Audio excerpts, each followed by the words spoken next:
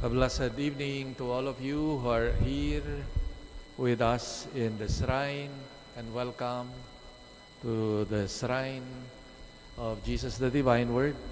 And we also greet fellow worshipers who are joining us via live stream in other parts of the world. As I've said in the beginning of the Mass, we are celebrating one of the most beloved, most popular saint in the church, in the world actually. It is not limited to the Catholic Church.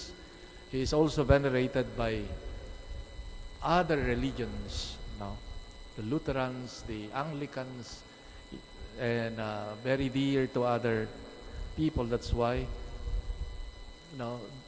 so popular Saint Francis in our world. That's why one of our common part also of our memorial of him is the blessing of our pets, animals, because he is known as the patron saint of ecology and animals. Now, it is legitimate today to have our pets here kasi malimit pag hindi araw ni San Francisco binubulyawan natin yung mga pinapaalis natin yung mga aso. Kaya ito, nakahiga yung aso ko dito sa tabi ko ngayon. Well, dear friends, that's how I think one of the joys that this celebration of Saint Francis brings not only to us as believers, but also, as I've said, his relevance, the teaching, or rather his relevance to our world today of his message. Now, it's so great that it's difficult to summarize, to put him, describe him in few words. But I would like to focus on two things. One is his love for poverty. He came from a well-to-do family of Assisi. He was a military man. He enjoyed life, as a young person. But with sickness, he came to his senses and reflected the meaning of life. And there started his conversion. And he would call poverty Lady Poverty, because here, he saw his own poverty before God, and also his position really before the world and God as a poor person. Together with this is the virtue of humility. Humility as openness also to God, to others. Openness to life. Two things that characterize all his engagement with the world. He formed the Franciscan orders with different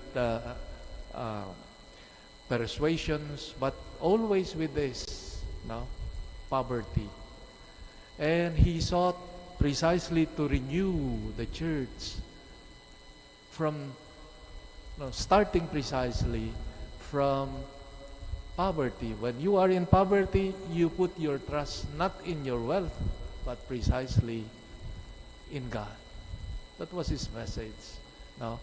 And his preaching was characterized precisely by this: simplicity,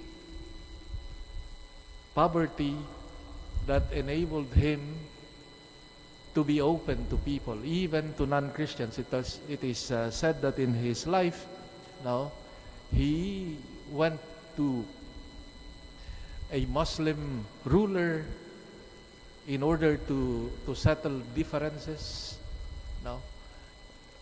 When the church was into crusades of eliminating the problem of the enemies of faith, he was a man of peace, seeking dialogue. And the second characteristic, virtue, is that of humility. Humility that enabled him to appreciate creation. No? The ability to see others with the light, with delight and joy, seeing that these are also creatures of God. Other persons, no. When a person who is so open,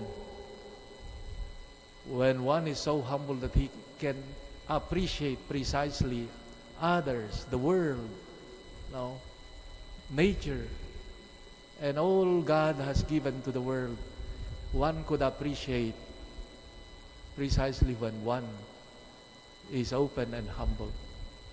Contrast that to people who are so full of themselves, wala nang makikitang mabuti, walang makikitang okay, maliban sa sarili. When one is so full of himself or herself. And this is the challenge, one of the messages of Saint Francis today. Now, humility, openness, so that we may appreciate the goodness of others, the beauty of others, the giftedness of others, that we are not alone in this world. No?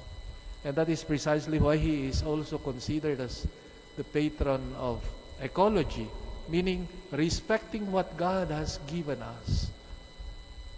You know, one of the main problem with our relationship with nature is that we think that nature is for humans. In a certain sense, yes, but not to the extent of abusing it. That's why the abuses that we have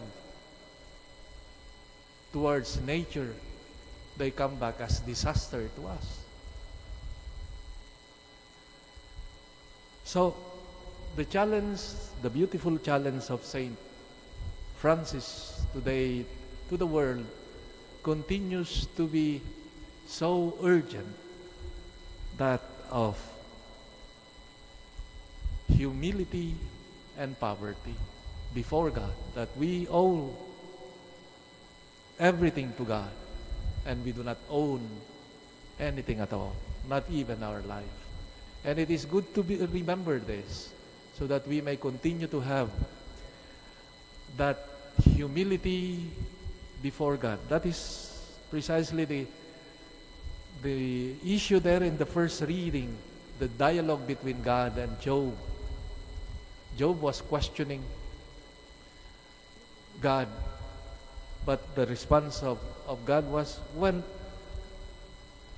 do you know?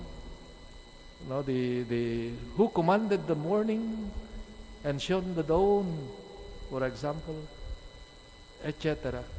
Who knew the depths of the seas and darkness, etc. Meaning, you know, as if God was telling him, you know, Job, you know only up to this point. Don't pretend that you know everything. And it is good to remember this, that before God, we are creatures.